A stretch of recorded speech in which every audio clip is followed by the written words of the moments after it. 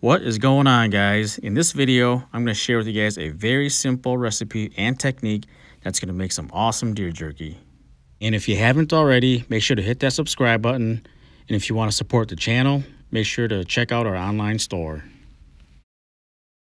Alright, I was lucky enough to harvest a beautiful doe this fall, and what I like to use is the bottom round and the top round. As you can see, the grain of the muscle runs that way. So what you want to do is you want to cut against the grain. Alright, what I'm trying to do here is I'm trying to square up this end here. There's a point there, and then once I get that squared, I'm going to slowly start to make some very thin slices. Now, you don't want these too thick or too thin, because if you have them too thick, they're not going to dry out properly. If you have them too thin, it's going to be too hard when it's done cooking. I'm going to continue to cut all the meat that I have, and in the end, I will end up with about 4 pounds.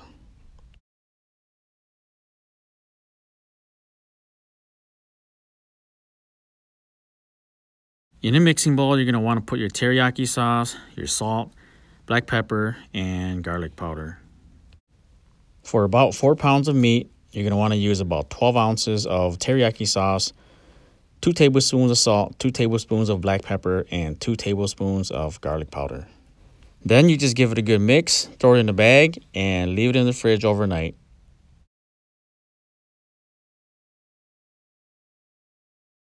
Okay, it's the next day now, so what you want to do now is you want to squeeze out all the excess liquid.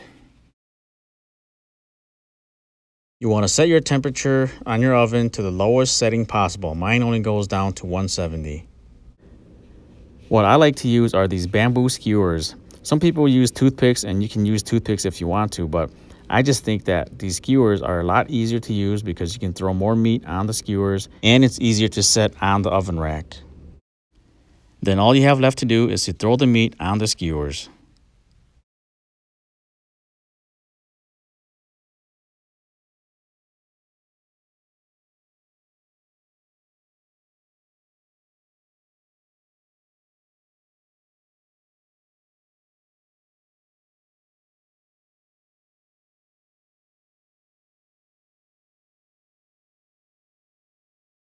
Alright, once you have all the meat hung, you're going to want to set it onto the oven rack. And you're going to want to space out the meat so that they're not touching each other. You can also line the bottom of your oven with either parchment paper or foil to catch some of the drippings. Alright, and then the last step that you need to do is you want to put a wooden spoon in between the oven door so that it doesn't close all the way. It's very important to have airflow so that the meat can dry properly.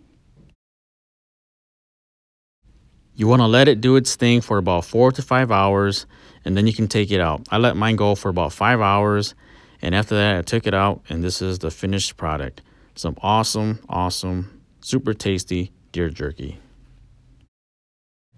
So give this a try. I think you'll like it. Leave me some comments and see how it turned out.